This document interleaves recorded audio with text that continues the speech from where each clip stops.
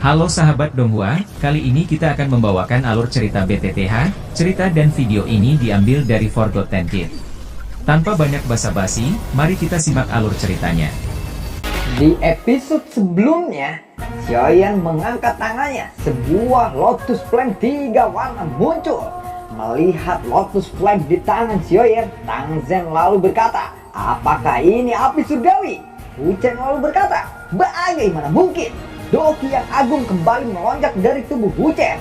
Ada segel merah api misterius yang samar-samar hadir di telapak tangannya. Wu Chen lalu berteriak, "Dominating Fire Demon Flame! Fire Demon Accessing World!" Aura dalam tubuh Wu Chen tiba-tiba melonjak. Tangannya membengkak. Segel merah misterius di telapak tangan Wu Chen juga membengkak. Xiaoyan melemparkan Lotus Flame 3 warna ke arah Wu Chen saat ini. Wu Chen lalu berteriak, "Dominating Fire Demon Seal!" Segel api merah misterius segera melonjak. Simbol itu jatuh dan berubah menjadi cahaya yang mengejutkan. Cahaya dan Lotus Flame 3 warna bertabrakan.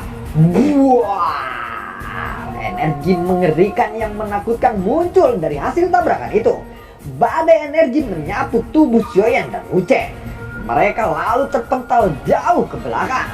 Segera keduanya memuntahkan seteguk darah segar. Tang Zhen lalu berkata kepada penetua kedua, "Jika aku tidak mengurus kekacauan ini, kemungkinan lembah api membara akan mengalami kekacauan," ucap dari Tang Zhen. Tang Zhen melangkah ke depan. Tubuhnya muncul di samping badai energi yang sangat besar di langit. Jarinya dengan lembut memotong ruangan kosong di depannya dan garis spasial yang sangat besar muncul. Tang Zhen mengepalkan tangannya. Badai energi yang berputar secara bertahap berhenti dan akhirnya badai itu dilemparkan ke dalam lubang spasial ini. Tang Zhen menghela nafas setelah membereskan badai energi yang begitu besar itu. Tang Zhen lalu bergumam, Xiaoyan ini memang bukan orang yang biasa. Dia bisa menggunakan api surgawi untuk melepaskan kekuatan yang begitu besar. Lembah api membara telah mengendalikan api petir 9 naga selama bertahun-tahun, tetapi belum bisa mencapai tahap seperti itu. "Bocah ini benar-benar luar biasa," ucap Tang Zhen di dalam hatinya. Tang Zhen lalu berkata, "10 pertukaran sudah berakhir. Wu Chen, kamu kalah," ucap dari Tang Zhen. Wu Chen terkejut saat dia mendengar kata-kata Tang Zhen. Dia tidak menyangka akan kalah dari generasi yang lebih muda darinya. Tatapan Tang Zhen beralih kepada Xiaoyan. Dia lalu berkata, "Karena Wu Chen sudah kalah, menurut aturan Skyfire 3 Mysterious Charge akan menjadi milikmu. Selamat, Xiaoyan," ucap dari Tang Zhen. Xiaoyan menghela nafas dan berkata, "Terima kasih kepala lembah Tang." Tatapan Tang Zhen beralih kepada penetua kedua. Dia lalu berkata, "Penetua kedua, Xiaoyan sudah berhasil lulus ujian ini. Apa kamu masih memiliki hal lain yang ingin kamu sampaikan kepadanya?" tanya dari Tang Zhen. Penetua kedua lalu berkata, "Karena Xiaoyan telah lulus ujian sesuai dengan kesepakatan kita, aku tidak akan berkata apa-apa lagi. Semua keputusan bergantung kepada kepala lembah kali ini," ucap dari penetua kedua. Tatapan Tang Zhen menyapu sekelilingnya. Dia lalu berkata, "Semuanya silakan untuk bubar." Murid lembah api membara pun segera membubarkan diri. Tang Zhen lalu berkata kepada Xiaoyan, "Xiaoyan, ikuti aku."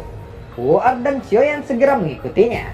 Wu Er berkata kepada Xiaoyan, "Skyfire 3 Mysterious Charge adalah teknik rahasia tingkat atas dari lembah api membara. Oleh karena itu biasanya disimpan di aula teknik Doki di dalam lembah," ucap dari Wu Er. Xiaoyan tersenyum dan mengangguk.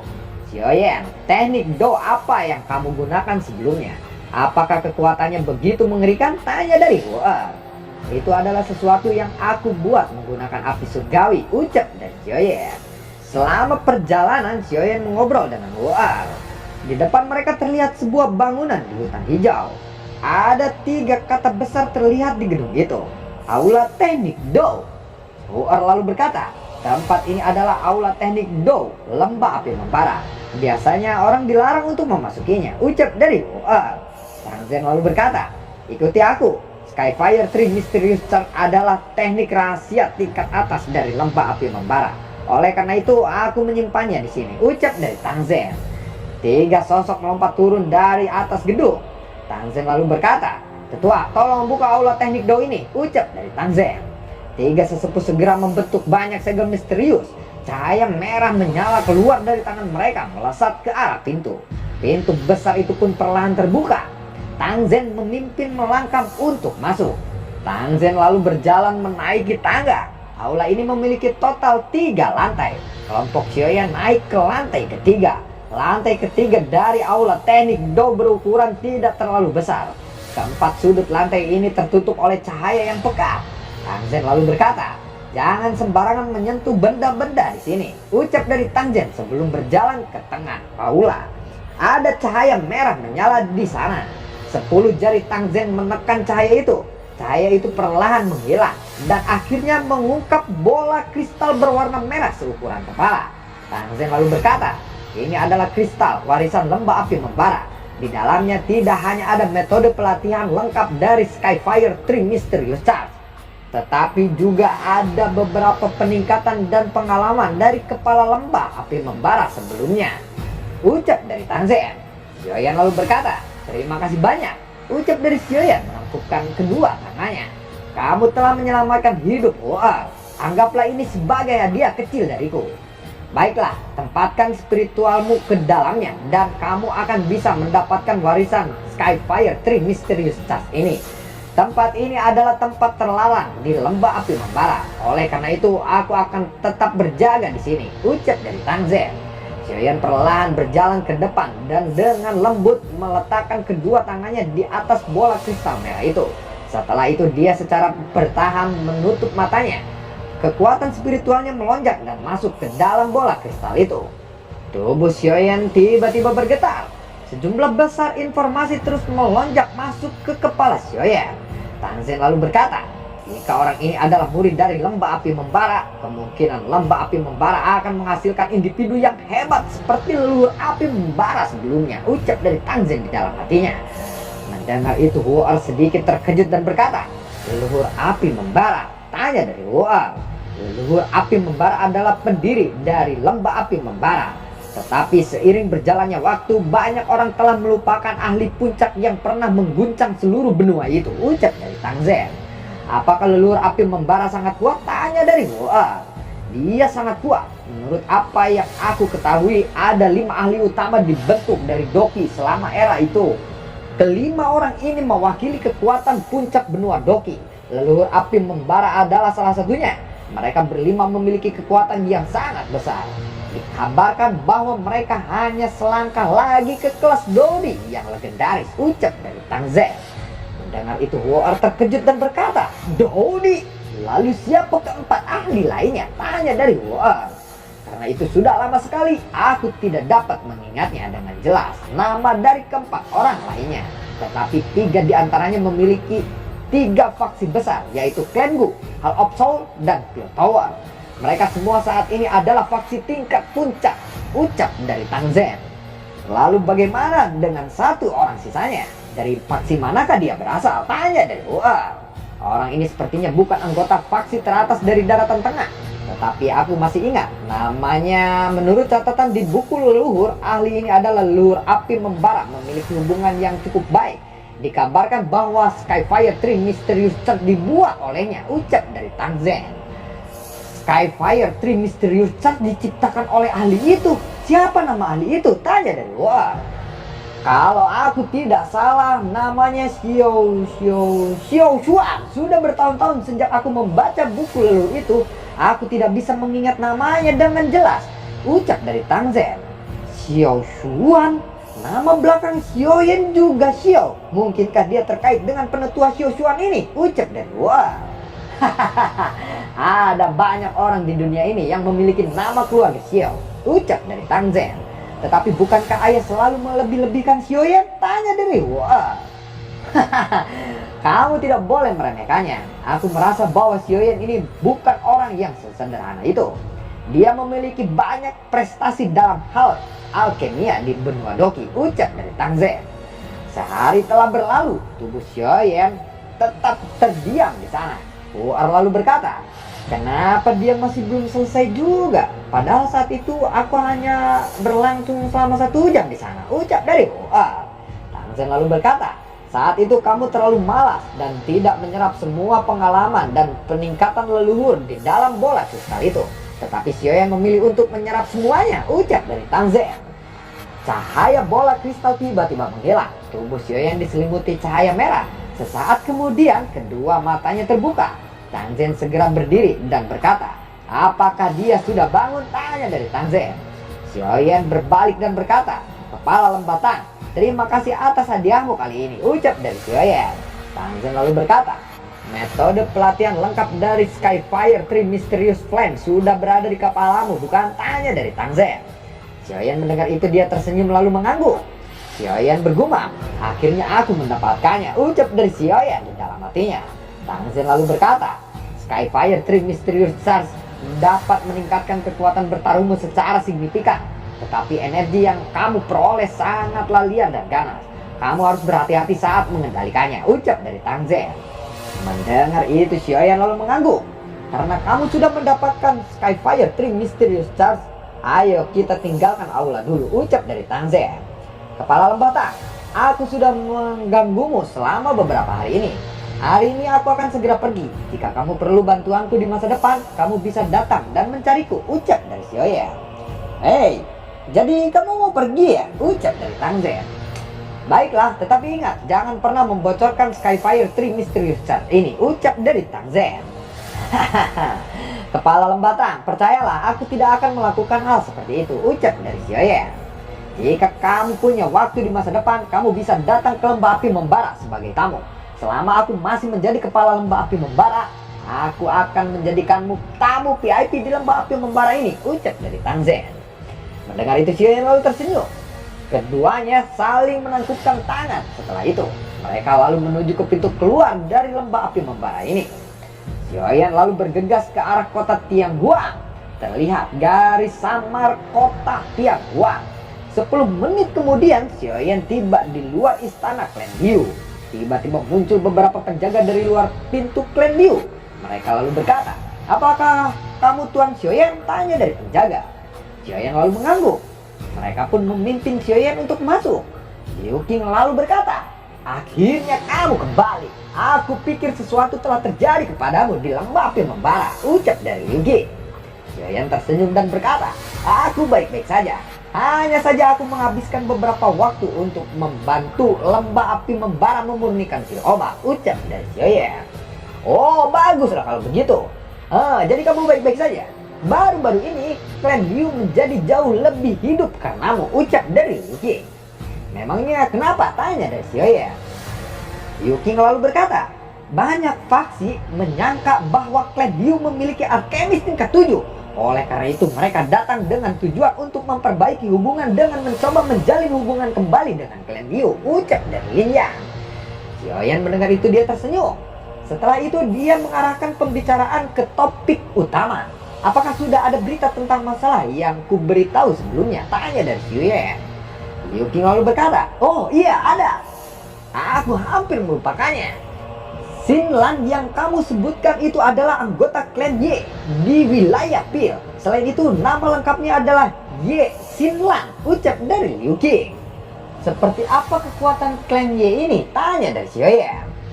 "Cukup kuat. Tentu saja bisa memasuki kursi tertua di Pil Tower bukanlah sesuatu yang bisa dicapai oleh faksi yang biasa," ucap dari Liu Qing.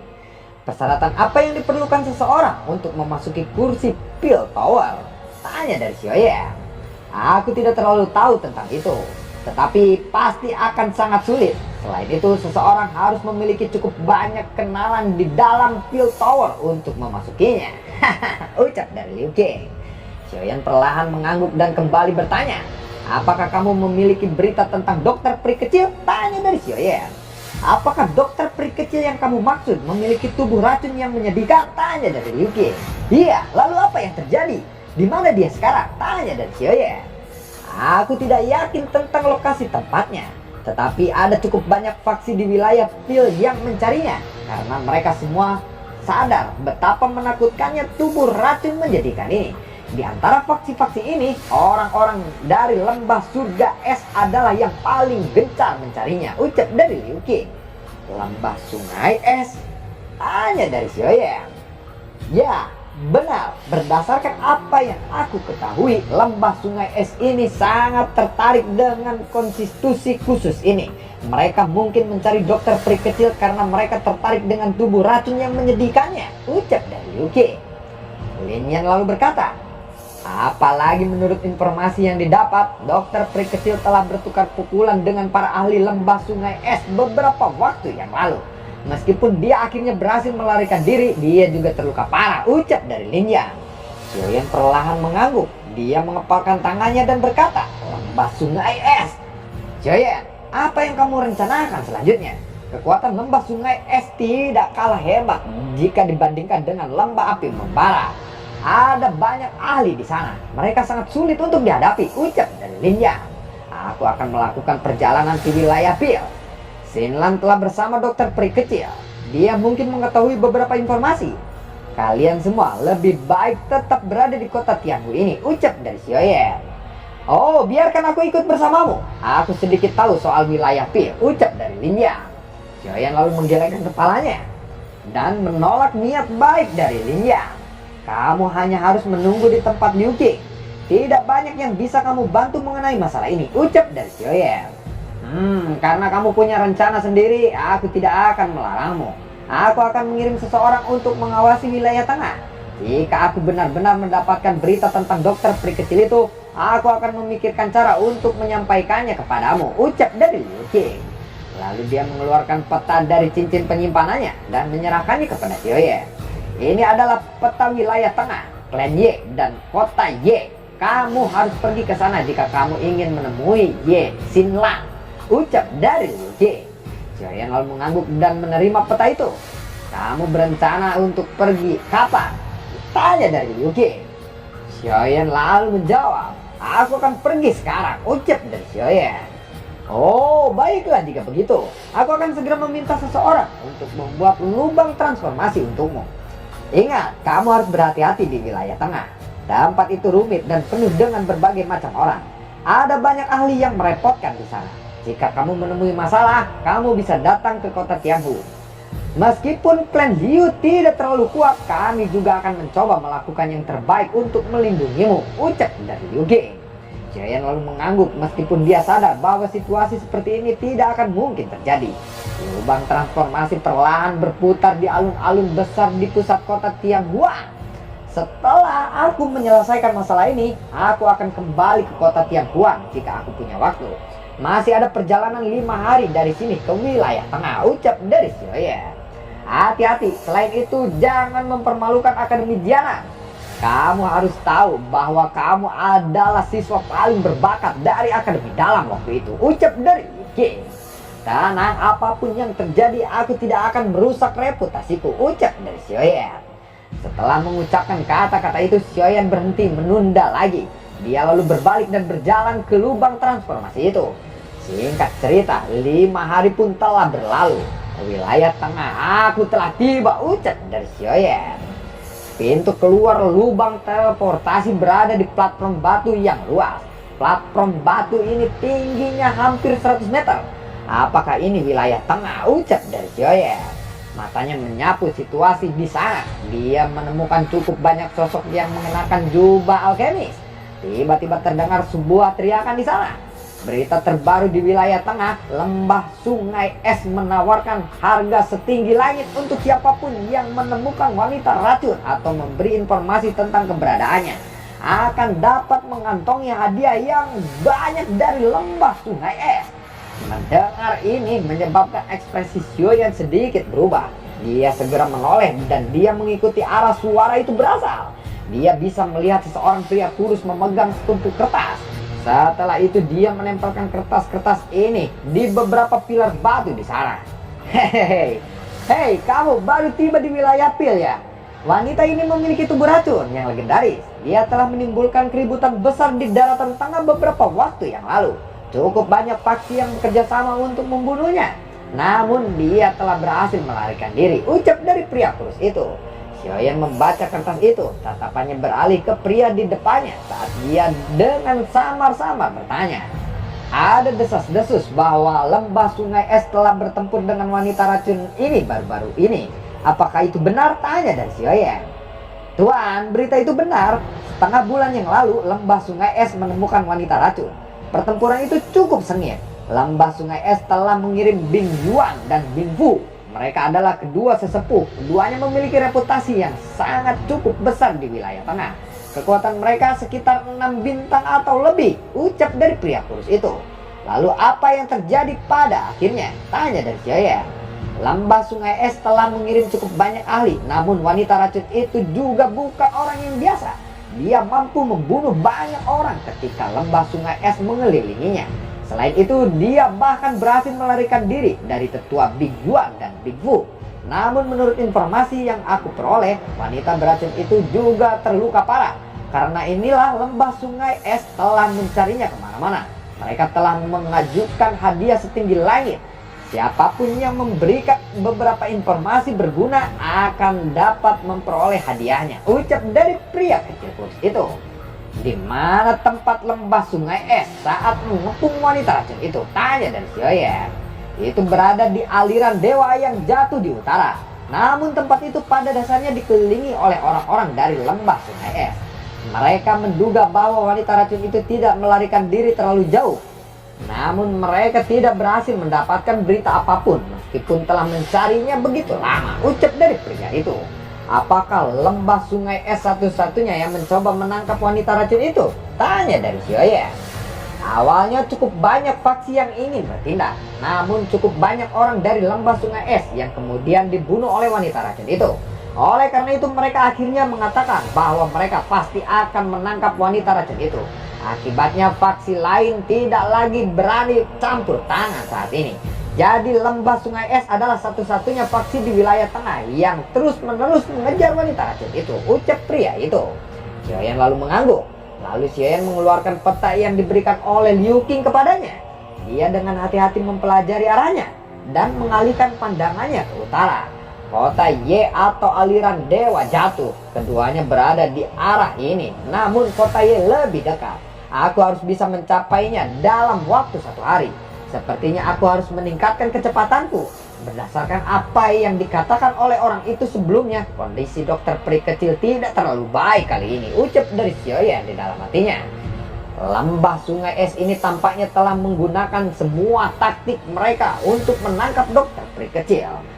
Lembah Sungai Es, jika sesuatu terjadi kepadanya, aku akan menjadi musuh yang tidak bisa berdamai dengan kalian, ucap dari Xiaoyan. Beberapa waktu pun telah berlalu dan akhirnya Xiaoyan pun tiba di kota Ye. Dan Xiaoyan muncul di sebuah pintu masuk aula. Kakak Xiaoyan, ucap dari Xinlan. Akhirnya Xiaoyan bertemu dengan Xinlan. Lalu bagaimanakah kelanjutan ceritanya? Akankah Xiaoyan berhasil menyelamatkan dokter peri kecil atau menemukannya? Terima kasih telah menyimak video ini dari awal sampai akhir ya. Sampai jumpa.